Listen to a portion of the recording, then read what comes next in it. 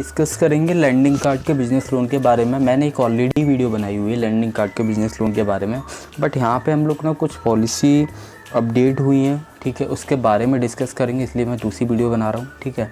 तो बट एक video already पड़ी हुई है, तो हम लोग स्टार्ट करते हैं कि लैंडिंग कार्ड में बिज़नेस लोन के लिए क्या क्या एलिजिबिलिटी है, क्या क्या रेट ऑफ इंटरेस्ट ये लोग चार्ज करते हैं और क्या क्या डॉक्यूमेंट की रिक्वायरमेंट है, वो सब कुछ इस वीडियो में हम लोग डिस्कस करेंगे। लास्ट में हम लोग कस्टमर की प्रोफाइल बनाएंगे। सपोज कस्टमर ए है, उसके पास क्या क्या होना चाहिए, उसके बाद वो लैंडिंग कार्ड में लोन के लिए एलिजिबल हो जाएगा, ठीक है। तो वीडियो को लास्ट तक देखिए। तो सबसे पहले हम लोग बात करेंगे कि लैंडिंग कार्ड की यूएसपी क्या क्या है, लैंडिंग कार्ड बाकी एनबीएफसी बैंक से क्यों डिफरेंट है, ठीक है, इसमें क्या क्या यूएसपी है। तो सबसे पहले हम स्टार्ट करते हैं। तो लैंडिंग कार्ड में ना मिनिमम टर्नओवर अगर आपका 10 लाख यानी 10 लाख रुपीज़ का अगर आपका अराउंड ट्रांजेक्शन है ना बैंक में, तो कर देगा। मतलब 1 ईयर में 10 लाख रुपीज़ बिजनेस में ट्रांजेक्शन एक नॉर्मल ट्रांजेक्शन होता है, ठीक है। कभी कभी तो ये इससे कम होगा तब भी कर देगा, बट हाँ एक चीज़ आप याद रखिएगा, आपके अकाउंट में एवरी मंथ ट्रांजेक्शन होना चाहिए। ऐसा नहीं हो कि एक महीने आपके में 3 लाख रुपये का ट्रांजेक्शन हो गया, दूसरे महीने आपका हुआ ही नहीं है।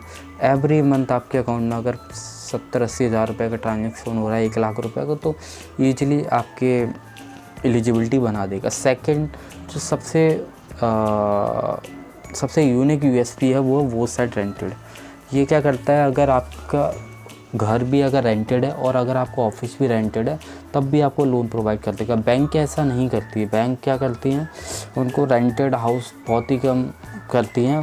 बीएल के केसेस में आपको मतलब दोनों वो होने चाहिए, दोनों अगर रेंटेड है तो वो नहीं करेंगे, बट लैंडिंग कार्ड कर देता है। नेक्स्ट हम लोग बात करेंगे एम प्रोफाइल, यानी जो मुस्लिम प्रोफाइल है इनको भी कर देता है। उसके बाद ये सबसे बेस्ट चीज़ क्या है, अब ये जो अपडेट हुआ है, अब ये -1 सिविल को भी कर रहे हैं, ठीक है। तो -1 सिविल को भी लोग कर रहे हैं, और अगर किसी का सिविल है तो वो 600 प्लस है तब भी हो जाएगा। बट अब 600 प्लस का मतलब ये नहीं है कि यहाँ पे कि आपके सिविल में डिले लगा हो पेमेंट का, या मतलब आपने कुछ भी किया उसके बाद सिविल डाउन हुआ, तो ऐसा नहीं है। वो केसेस में नहीं करेंगे।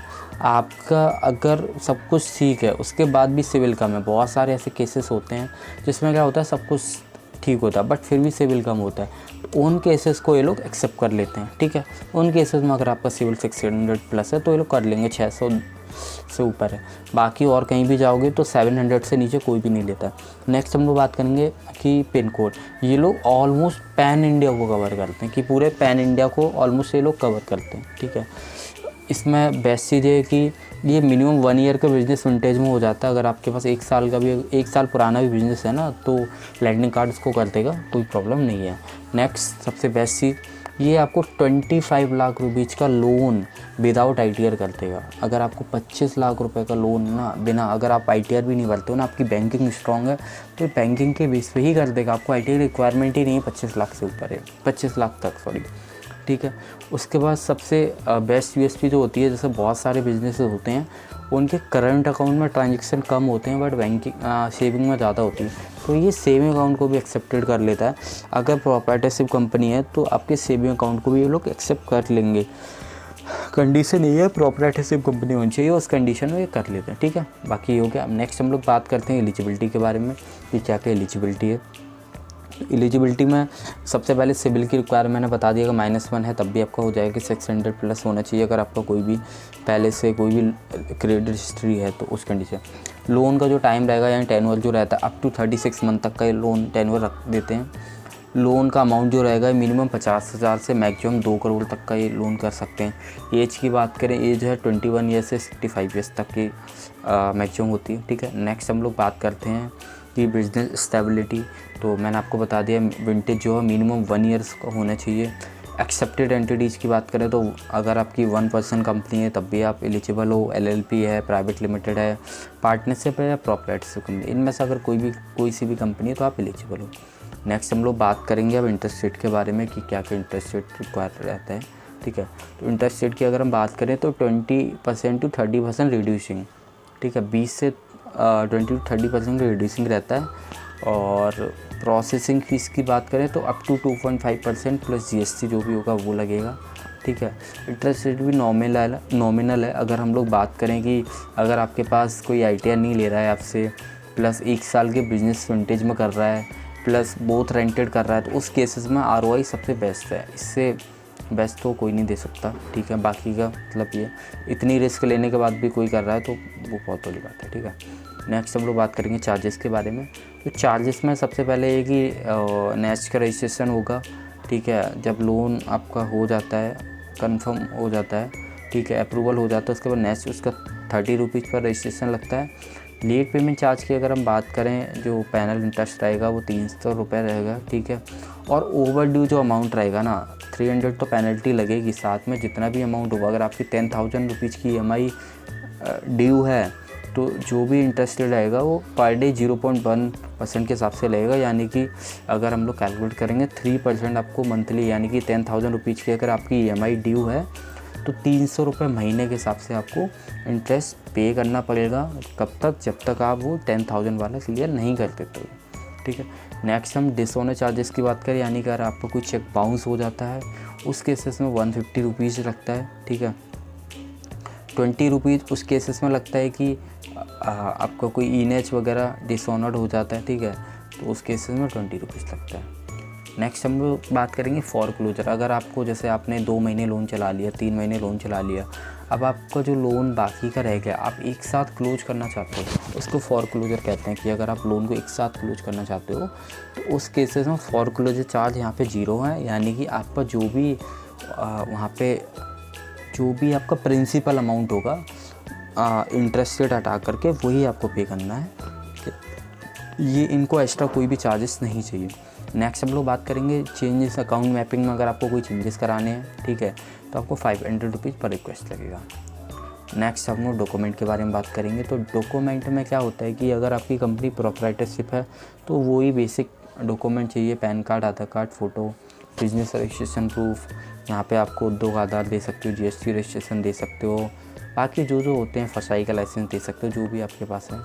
Bank statement of the last 12 month, 1 साल के लोग बैंक स्टेटमेंट लेते हैं। ऑफिस का एड्रेस प्रूफ आपको देना पड़ेगा। और 1 ईयर का ITR विद फाइनेंशियल ऑप्शनल है, वो मैंने आपको बता ही दिया। अगर आपको 25 लाख तक रहेगा तो वहाँ पे ऑप्शनल रहेगा, ठीक है। बाकी के इसके अलावा और भी डॉक्यूमेंट की रिक्वायरमेंट हो सकती है, वो आपसे मांग सकते हैं, बट ये बेसिक है, ये आपके पास होने ही चाहिए, ठीक है। नेक्स्ट हम लोग बात करेंगे एक सेकंड पार्टनरशिप के बारे में। तो पार्टनरशिप में भी वही है, बेसिक KYC ऑफ पार्टनर्स, यानी कि pan card, Aadhaar card, photos of partner, business registration proof, partnership की डीड है वो चाहिए, वो 12 मंथ का बैंक स्टेटमेंट, 1 ईयर का ITR फाइनेंशियल, ठीक है, और ऑफिस का एड्रेस प्रूफ। ये मिनिमम डॉक्यूमेंट आपको चाहिए। बाकी लैंडिंग कार्ड और भी कोई फर्दर डॉक्यूमेंट की रिक्वायरमेंट होगी तो आपसे कर सकता है, ठीक है। नेक्स्ट हम लोग बात करेंगे कि प्राइवेट लिमिटेड LLP। तो प्राइवेट लिमिटेड LLP में वही basic document of directors, business registration proof, 12 month का वो, कंपनी का पैन कार्ड, ITR, 1 ईयर का विथ फाइनेंशियल और ऑफिस का एड्रेस प्रूफ, ठीक है। नेक्स्ट हम लोग बात करेंगे कि अब आप बिजनेस लोन के लिए अप्लाई कैसे करोगे लैंडिंग कार्ड में। It's very simple. आप क्या कर सकते हो कि आप हमारी टीम को कांटेक्ट कर सकते हो, हम लोग आपके ब्याह पे लैंडिंग कार्ड पर अप्लाई कर देंगे, ठीक है। हम लोगों को कांटेक्ट करने का बेनिफिट्स ये आप ये सपोज अगर आपका लैंडिंग कार्ड में नहीं एलिजिबिलिटी बन पा रही है तो हमारे पास मल्टीपल NBFC और बैंकों के साथ टाइप रहता है, तो हम लोग हो सकता है वहाँ पे आपकी फाइल अप्रूव हो जाए, ठीक है।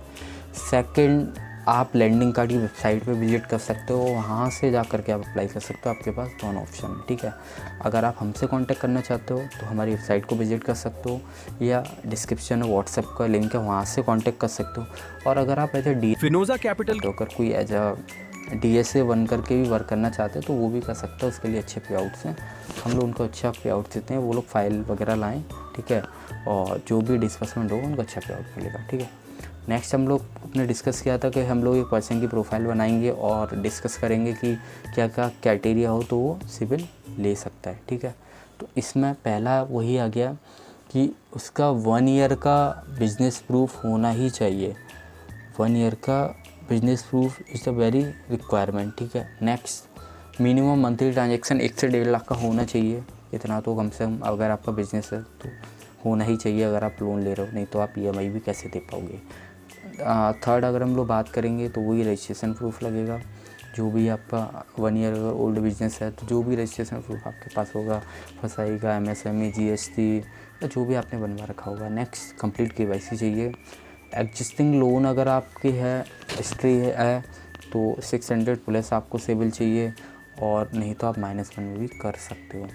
लास्ट सबसे बेस्ट चीज़, लास्ट 3 मंथ में लो सिविल इंक्वायरी। ऐसा नहीं होना चाहिए कि आपने दुनिया भर की सारी बैंकों और NBFCओं में फ़ाइल लगवा ली है, कहीं हुई नहीं है और आप लैंडिंग कार्ड के पास आ रहे हो। ऐसा करोगे तो लैंडिंग कार्ड रिजेक्ट कर देगा, क्योंकि तो यही बेनिफिट होता है। अगर आप हमारे थ्रू अगर करते हो ना, तो हम लोग क्या करते हैं, सबसे पहले आपका यही चेक करते हैं, आपका सिविल वगैरह रिपोर्ट नहीं, उसके बाद ही लगाते हैं। अगर एलिजिबिलिटी नहीं बन रही होगी ना तो मना कर देंगे, क्योंकि क्या होगी, बेकार कोई मतलब नहीं, हम लोग लगाएंगे, रिजेक्ट होगी, आपको ही दिक्कत है, आपको ही सिविल डाउन होगा। तो ये बेनिफिट हो जाता है। बट क्या होता है, जब नॉर्मल होता है आप लोगों को पता नहीं होता, आप तो हर जगह अप्लाई कर देते हो, तो वहाँ पर प्रॉब्लम क्रिएट हो जाती है नेक्स्ट, ठीक है। फिर और नेक्स्ट हम लोग बात करेंगे, अगर आपका कोई लोन चल रहा है तो रिसेंटली कोई भी EMI बाउंस नहीं होना चाहिए, और सर्विसेबल पिन कोड एरिया होना चाहिए, और बिजनेस प्रोफाइल। कुछ नेगेटिव प्रोफाइल भी होती है इनकी, ठीक है, तो उन प्रोफाइलों को ये नहीं करते हैं, और कुछ पिन कोड ऐसे हैं जहाँ पे नहीं करते, तो पिन कोड से नीचे, ठीक है।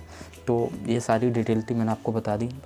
अगर आपको वीडियो पसंद आई तो लाइक कीजिए, ठीक है। अगर कोई भी क्वेश्चन है तो आप कमेंट कर सकते हो। बाकी अगर आपको फिनोजा कैपिटल कॉन्टेक्ट कर सकते हो, या आपको कोई लोन वगैरह की अगर रिक्वायरमेंट है तब भी आप हमसे कॉन्टेक्ट कर सकते हो। हम लोग आपके भी आप पे लोन में अप्लाई कर देंगे, ठीक है। बाकी का